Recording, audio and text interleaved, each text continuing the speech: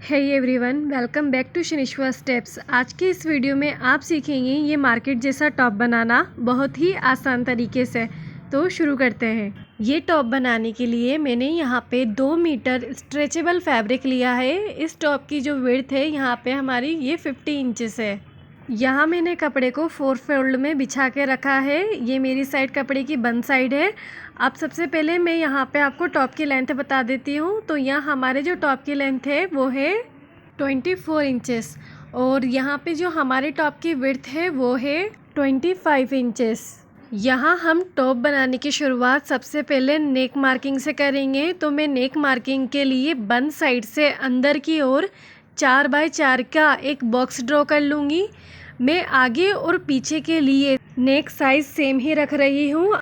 नेक बनाने के बाद अब हम यहाँ पे अपनी स्लीव्स की मार्किंग करेंगे। क्योंकि ये हमारा बैटविंग टॉप है तो यहाँ पे हम शोल्डर की मार्किंग नहीं करते हैं। नेक के जस्ट बाद ही हमें इसमें स्लीव्स की मार्किंग करनी होती है। इसी मार्किंग की वजह से हमारा टॉप बैगी और लूज़ फिटिंग लुक देता है। मैं यहाँ फैब्रिक को थोड़ा एडजस्ट कर लूँगी और इसके बाद मैं अपनी स्लीव्स की यहाँ पे मार्किंग करूँगी। तो मैं यहाँ पे 21 इंचेस पे अपनी स्लीव्स की मार्किंग कर रही हूँ। अब ये जो मैंने मार्किंग की है उस मार्किंग पे मैं अपने रिस्ट राउंड का मेज़रमेंट डालूँगी। तो मैं यहाँ पे 6 इंचेस पे अपनी मार्किंग कर लूँगी। स्लीव्स के बाद अब हमें अपनी वेस्ट के लिए मार्किंग करनी है। तो उसके लिए भी मैं बंद साइड से अंदर की ओर अपना वेस्ट का 4th पार्ट करूँगी और उसमें 2 से लेके 2.5 इंच की लूजिंग ऐड करते हुए यहाँ मार्किंग कर लूँगी।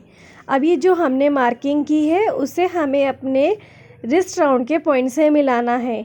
लेकिन ये जो हम इसमें जो इसको जॉइन करेंगे उसको हम राउंड शेप में जॉइन करेंगे, ना कि स्ट्रेट में। तो हम यहाँ इसे फ्री हैंड से जॉइंट कर देते हैं।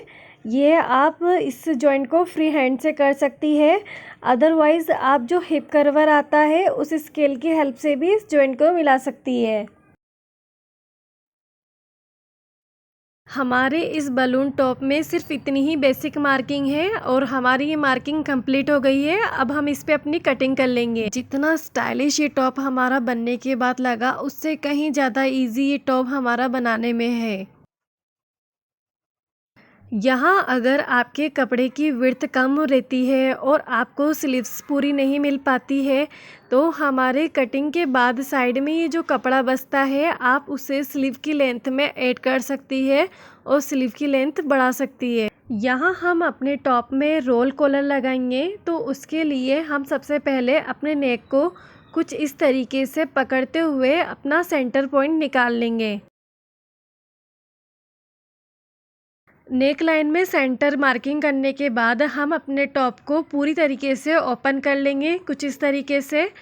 और अब हम इसमें अपने कॉलर के लिए मेज़रमेंट लेंगे। तो उसके लिए हम नेक लाइन पर आधा इंच का मार्जिन छोड़ते हुए मेजरिंग टेप को पूरा राउंड शेप में हम कॉलर के लिए मेज़र करेंगे। जब भी हम किसी भी कॉलर के लिए नेकलाइन का मेज़र करें तो उसके लिए 1/2 इंच का मार्जिन ज़रूर छोड़ें, क्योंकि ये मार्जिन हमारा सिलाई में जाता है। तो कॉलर के लिए हमारे नेकलाइन का मेज़रमेंट यहाँ पे 30 इंच आ गया है। तो उसके लिए मैंने यहाँ पे एक स्ट्रिप ले ली है।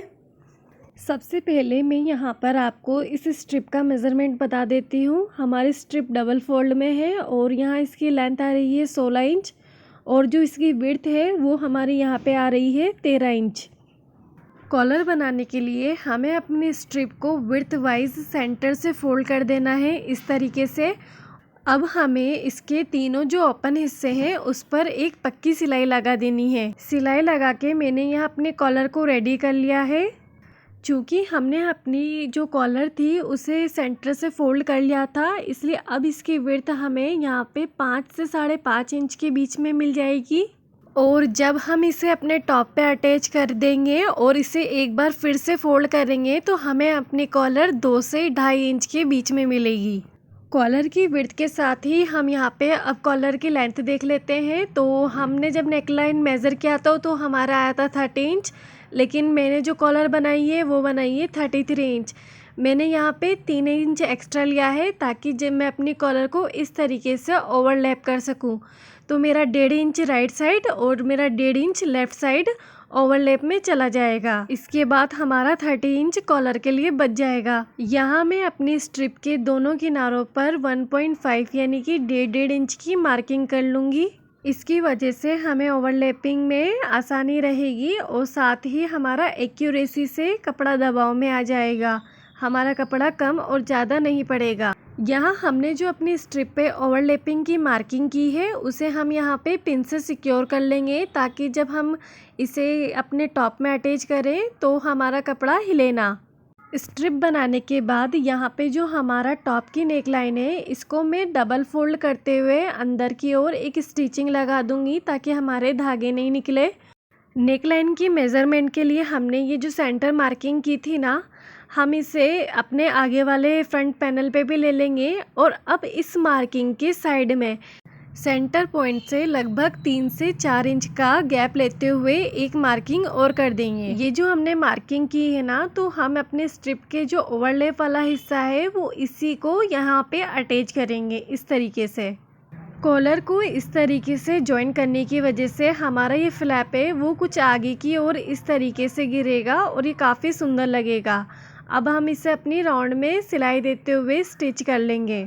यहाँ पे मैंने सिलाई देने से पहले अपनी जो कॉलर की स्ट्रिप है उसको और अपने टॉप को नेक लाइन के चारों तरफ से पिन से सिक्योर कर लिया है, ताकि हमें सिलाई लगाने में आसानी रहे। और ये देखिए मैंने यहाँ पे राउंड में अपनी कॉलर को स्टिच कर लिया है और इस तरीके से हम इसको अनफोल्ड करेंगे तो ये इस तरीके से बाहर निकल आएगी। और ये हमारा जो साइड का मार्किंग है वो और ओवरलैप का मार्किंग है वो एकदम एक दूसरे से मैच होता हुआ आया है आगे की ओर और इसी तरीके से पीछे की ओर। अब हम इसे फोल्ड कर लेंगे। कॉलर को फोल्ड करने के बाद अच्छी फिनिशिंग के लिए इस पर एक बार प्रेस ज़रूर करें, और आप चाहें तो अंदर की ओर इसमें टाँका भी लगा सकते हैं ताकि आपकी कॉलर अनफोल्ड ना हो। तो ये देखिए हमारी कॉलर सेट हो गई है। यहाँ पे मैंने अपनी कॉलर को प्रेस लगा के ले लिया है। ये देखिए अब हम अपने टॉप के बॉटम को डबल फोल्ड करते हुए फिनिश कर लेंगे, जैसे हम चाक पल्ले मोड़ते हैं उसी तरीके से। और इसी तरीके से हम अपने स्लीव्स की एंड्स को भी डबल फोल्ड करते हुए फिनिशिंग दे देंगे। यहाँ मैंने टॉप में अपनी फिटिंग की सिलाई लगा दी है, साथ ही मैंने इसकी स्लीव्स को भी फिनिश कर दिया है और इसके बॉटम को भी फिनिश कर दिया है। अब हम अपने टॉप के लिए बेल्ट बनाएंगे। उसके लिए टॉप के बॉटम को इस तरीके से फोल्ड करेंगे और अपने बॉटम का सेंटर पॉइंट निकालते हुए यहाँ पे एक मार्किंग कर लेंगे।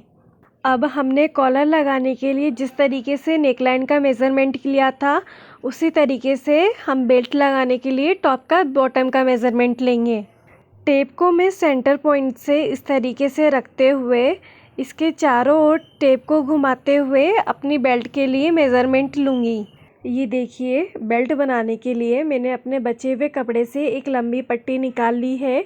ये जो हमारी पट्टी है इसकी विड्थ हमारी 5 इंच है और जब ये हमारी फोल्ड हो जाएगी तो इसकी विड्थ 2.5 इंच रह जाएगी। और लंबाई में हमने अपनी पट्टी को अपनी बेल्ट की रिक्वायरमेंट से 1.5 गुना ज़्यादा लिया है, क्योंकि हम अपनी पट्टी में इलास्टिक धागे से शेयरिंग करेंगे। ये देखिए मैंने शेयरिंग करते हुए अपनी बेल्ट को रेडी कर लिया है। अगर आप शेयरिंग को अच्छे से समझना चाहते हैं तो इस पर मैंने एक वीडियो पहले ही अपलोड किया हुआ है, उसका लिंक मैंने आई बटन में दे दिया है, वहां जाके आप उसको डिटेल में समझ सकती है। अब हमें अपने टॉप में बेल्ट जॉइंट करना है, तो उसके लिए मैंने यहाँ अपना टॉप ले लिया है। अब हम अपने बेल्ट को 2 तरीके से मैं आपको इसको अटैच करने का तरीका बताऊंगी।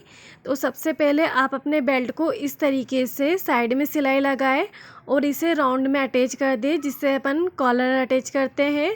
या फिर ये टॉप का जो आपको सिलाई वाला मार्जिन दिख रहा है वहाँ से अपनी बेल्ट को इस तरीके से रखते हुए पूरे राउंड में स्टिच लगा दे।